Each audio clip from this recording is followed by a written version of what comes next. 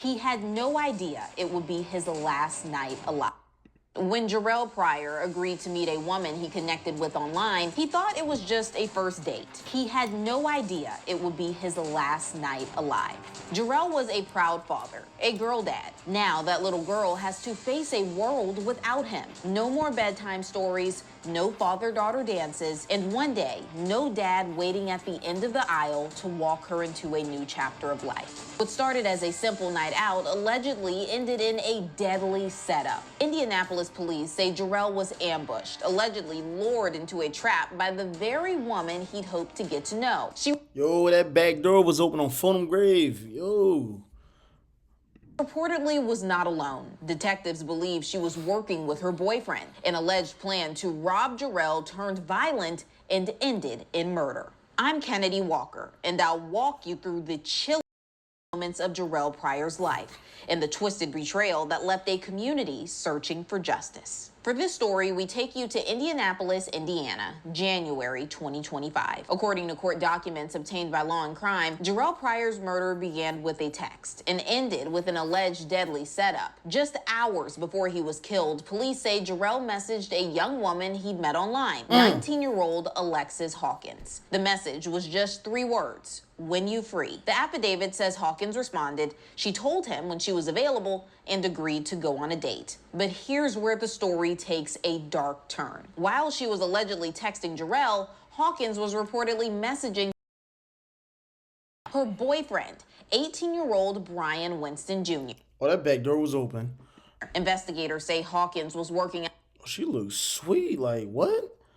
out the details of her date with Prior while secretly coordinating with Winston behind the scenes. Jerel had no idea, no clue that Hawkins was in a relationship or that anything could go wrong. It was just a date, and maybe, if things went well, a chance to meet up again. But police say it was never about the date, it was a trap. That night, Jerel met Hawkins in person. They sat together in his car, and shortly before 1 a.m., Hawkins' boyfriend allegedly appeared and opened fire. Jerel Prior, just 26 years old, was shot and killed. A young father, now gone. His daughter, just 2 years old, left behind. As police began their investigation, they discovered the messages between Prior and Hawkins. They then obtained a warrant to search Hawkins' Instagram account, and what they allegedly found raised red flags. Investigators say she searched phrases like news today near me, and shootings Keystone, all on the day of the murder. Police also discovered that Hawkins had allegedly messaged several people asking for a ride near the location of the shooting around the time Jerel was killed. When detectives questioned Hawkins the following week,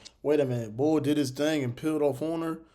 She allegedly claimed she couldn't remember much about that night. She reported to say, I did anything. My fingerprints aren't on anything. When asked if her fingerprints might be found inside of Jerel's car, Hawkins reportedly replied, it's not going to be on no weapon, though. But the moment investigators asked about a message she sent saying she was going to make a, quote, play, Hawkins allegedly stopped talking and asked for a lawyer. She was arrested shortly after and charged with murder and robbery resulting in serious bodily injury. Winston was charged as well with murder.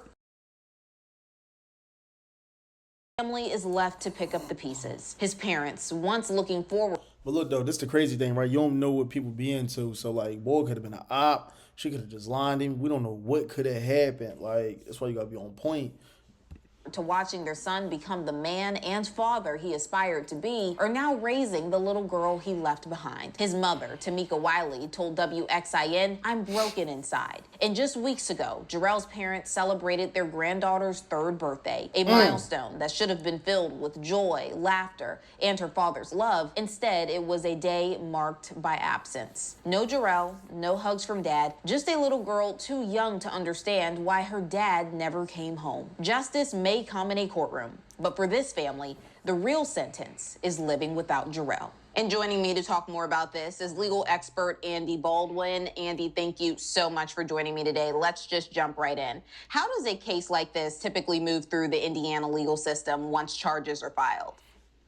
Well, the first thing that's going to happen is these 2 defendants are going to have to get lawyers quickly, and the judge is going to find out, what are you guys doing about lawyers? And then the real work begins. And because in a case like this, I think you really need to get some quick action with your lawyers and figuring out what you're going to do. A lot of times to kind of dig into the facts, dig into the evidence, and see exactly what the state has. But in a case like this, when you have two people that are co-defendants, you may need to go to the Shorty look like she the backdoor queen. Like, what's up? She like, prosecutor to get that deal first if you are in fact guilty.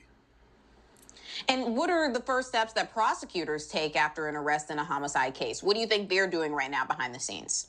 Oh, you know, prosecutors, once the charge is filed, they really just depend on their detectives and their investigators to take the lead role in terms of gathering evidence. And they'll be communicating, the prosecutor will be communicating with the detectives and saying, hey, maybe I want you to go get a geo-tracking off of one of the cell phones to make sure where they are, things like that. But these are, one of the detectives on this case is pretty well known throughout Indianapolis as a very good homicide detective, and he's Shorty looks sweet, boy. What he had to go, like probably doing a good job on his own of figuring out what needs to be done.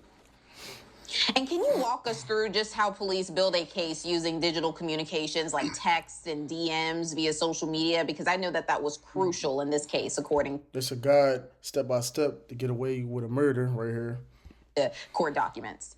Yeah, it's usually bad news for defense lawyers nowadays because it's the phone that you carry around contains geo-tracking information. So if they want to know where you were at certain times, they can locate that. So that's a problem. Texting is so in this case, I can tell you what the detectives very quickly sent letters to Google and to Meta saying, preserve the evidence. We need the evidence preserved. But on top of that, while they're preserving that evidence, they're getting search warrants for the phone. So Alexis, who's one of the defendants, they have her phone. Then the other defendant, he tried to break his phone. According to, they're going to get search warrant for those phones so they do everything right. And then they're going to start going and digging through the Instagram and Snapchat and all the other things, direct messages from Facebook, and see if they can tell the story. If the investigation can point toward one or both of them more definitively than currently. Now, both suspects, they were charged with murder, and I think Brian was the one that was charged with felony murder. What's the legal difference between... He's going to jail. Do not pass go. Do not collect $200. You're going to jail, young blood. Shorty's going to snitch on you to get less time. Murder and felony murder under Indiana law. Yeah, so actually it looks like like, you know she's going to bite the cheese. Just look at her. It's Alexis that's charged with the felony murder. It looks like what they're trying to say is that Alexis was in a car with the deceased, and I think from reading it's a 12-page probable cause affidavit, and what they're kind of saying is she took Jerel on a date, or he took her on a date, but she was cluing Mr. Winston, her actual boyfriend, in on where they were going to be and so forth, and that Mr. Winston then at some point in time came in knowing where they were and shot and killed Mr. Prior. And so Alexis is charged with felony murder, and felony murder is, hey, I did not actually do the shooting, but I knew what was going on, and there was going to be a robbery, and I was a participant in the robbery, which is a felony, and when somebody gets killed during the commission of a felony, then you can be charged with felony murder, even though you had nothing to do with the shooting. So basically, she's still going to jail. Could this be considered even a conspiracy to commit murder, even if only one person fired the gun? It definitely could be, and I think they may have to amend their charging information later on. But conspiracy means you actually have to prove the murder. Felony murder is such a problem for defense lawyers, because a lot of times what happens is nobody was intending to be killed. The two participants, if Alexis and Brian, the two defendants, were actually just trying to rob the person, then in reality, they weren't committing murder. They were just committing robbery. And that's why the felony murder matters. A conspiracy to commit murder would mean that you would have to show that they actually intended to kill this young man. Yeah, I know we just talked about the charges could be upgraded to that, but is there any way that anyone could take some type of plea or even going to manslaughter, She's or is that gonna just bite not the possible cheese. with a case as strong as this one? Oh, anything's possible. And I don't know how strong the case is at this point. I mean, I've read through the probable cause affidavit, and thinking like a defense lawyer does, I see that both of them have arguments that they can make. And that's why I think whoever gets to the prosecutor first, may get the better plea offer. However, you have to start with the presumption of innocence, of course. I'm a defense lawyer. Y'all think she gonna bite the cheese, or y'all think he gonna tell? She's definitely gonna bite that cheese first. So this is what I do. And I start with the presumption of innocence. And I would be asking, if I had either Alexis or Brian, I'd be asking them maybe sooner rather than I normally would in a case, hey, it's time to kind of tell me what might have happened. Because if you have any involvement at all, I need to go to the prosecutor and cut this deal before the other side gets to the prosecutor.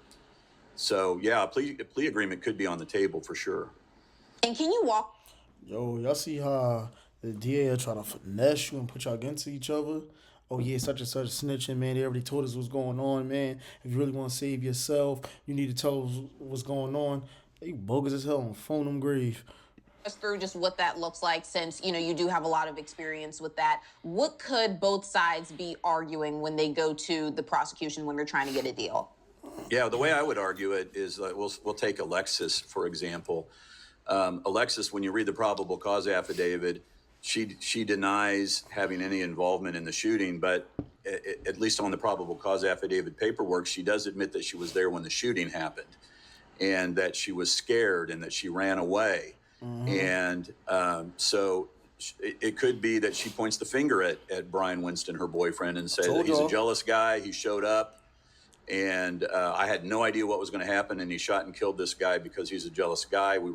Brian and I, my boyfriend, we were fighting earlier in the day. So I went out with a different guy and my jealous boyfriend. And so when you go to the prosecutor, you say, this is what my client's going to say if we go to trial. And she's willing to come forward and incriminate Mr. Winston, but she wants, you start with swinging for the fences. She wants all charges dismissed. Now, Mr. Winston, on the other hand, reading through the probable cause affidavit, I don't see that there's not a whole lot of evidence, direct evidence that links him to the crime. So if I were him, I'd be saying, I'd say, I have no idea what happened here. Alexis, my girlfriend, she leads kind of a wild life. I mean, when you read the probable cause affidavit, Kennedy, you see that Alexis's mom kicked her out of the house because Alexis was hanging out with pimps, and that's her own words, the mom's words, and other kind of ne'er-do-wells. And so if I'm Brian Winston's... we running with Dad, like, oh my God, on King Charles. Ernie, I'm saying, he has nothing to do with this. And Alexis is hanging out with these kind of, this wild crowd, and anybody could have killed her. And so, I don't really know what you want me, my involvement is nothing. So there's nothing I can do. Now, I don't know that Brian's going to be able to say ever, like, I knew what happened with Alexis, because then it would implicate himself, unless he's going to say that Alexis told me what happened. But Kennedy, when you read the probable cause affidavit, you're going to see that at whatever happened about 1 a.m, roughly. Mm-hmm. And about 5:30, a few hours later, when Alexis and Brian, her boyfriend, are communicating on by text, and they're saying, I love you, I'm sorry. But they don't talk anything about shooting or a shooting or a killing or anything like that. So it just seems like a boyfriend and a girlfriend that were in a fight. So there's a lot of stuff going on in this case where a defense lawyer can make some hay. Yeah, just so many moving parts. But do you think, and this is all speculation at this point, obviously, but do you think that Alexis would truly have an argument like the one you suggested, given the fact that they have her, alleged Instagram messages where she's planning everything with the boyfriend? It's a little unclear, honestly, when you read it. You can interpret things the way that you want. And by the way, I mean, just because she looks like she's wanting to rob somebody doesn't mean it was with it. In the probable cause affidavit, here it is. There, she does send like what I would say a really bad text out. Yo, they bogus as hell and federal. Like, they on some Dirk-ish. Like, what? Y'all talking about this on Instagram? I ain't even put that joint on vanish mode. About hitting a lick, or the phrase hitting a lick is, street slang for I'm going to rob somebody and take some of their stuff. And she talks about hitting a lick, and that's pretty bad. But bad people, she could have been hitting a lick with anybody.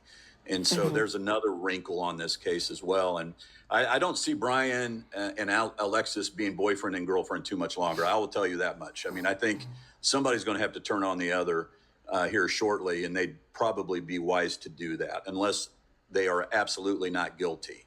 But there seems to be too much evidence to support that theory. Right. I'd be surprised if they're still boyfriend and girlfriend, given the fact that they're both sitting in jail right now. I feel like that's pretty hard to maintain a relationship while that's going on. But you would be surprised. Oh, yeah. You know what? You're absolutely right. Anything is possible. Well, both suspects were charged with robbery resulting in serious bodily injury. Can you explain what that means in this context? Yeah, it's not very complicated. It is kind of what it says that it is. When you are committing a robbery and you hit somebody with the butt of a gun, or you shoot them, and Indiana has a definition for serious bodily injury, and if they meet the definition, the person that's hit or shot meets that definition by their injuries, then you would be charged with robbery causing serious bodily injury in the course of that robbery. And it's prosecutors are going to throw everything against the wall typically and see what sticks, because they don't know how the thing's going to shake out ultimately. And we just spoke about the possibility of one of the suspects taking a deal, but is it possible that only one of the suspects could be convicted while the other one is just acquitted? Yeah, that sometimes that happens. Sometimes what happens, you will, as a lawyer, you go in and you get the deal first, because typically you're going to get the better deal. But I've seen it happen before, where the person goes in, gets the deal, testifies against the co-defendant, and then the co-defendant walks.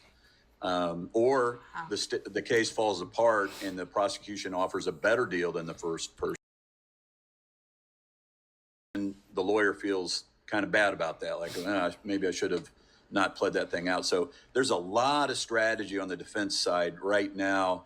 Whoever they hire, whatever public defender they end up with, those people right at the beginning of a case like this, it's very crucial to plan it out in a smart way.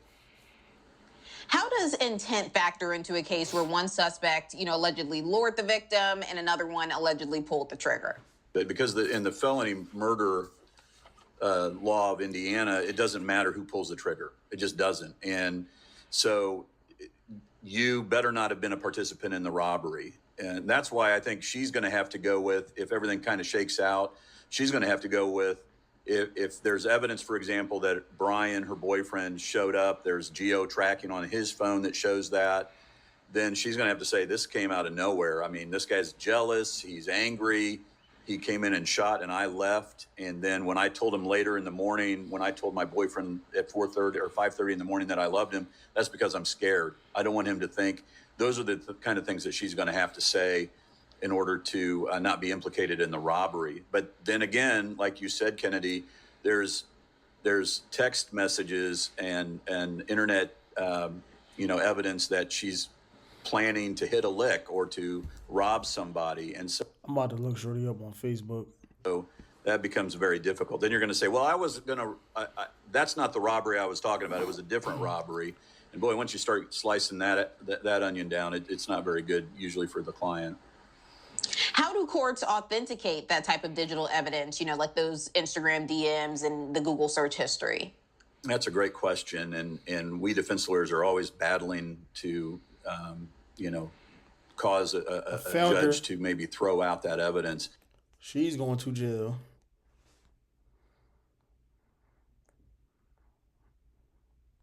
Yeah, she's going to jail, y'all. But it's really not that complicated. You get Google involved. There's a business record. They prepare. They send it to the prosecutor. They send it to you, and there's really not a whole lot you can do about it. You can question who was on the device at the time and maybe it wasn't my client that sent that stuff out. It was her sister or something like that, or a neighbor. But the authentication process is actually not that complicated.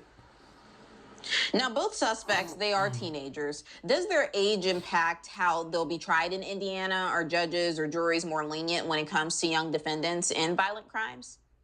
It's a great question, and I think in today's world it matters less and less about the age. As once you hit 18, I think juries, they just want to see the facts, and they want to see, did the state prove its case beyond a reasonable doubt. Judges at sentencing time, it may have impact on them in terms of whether or not they're going to be a little bit more lenient on a sentence should there be a conviction.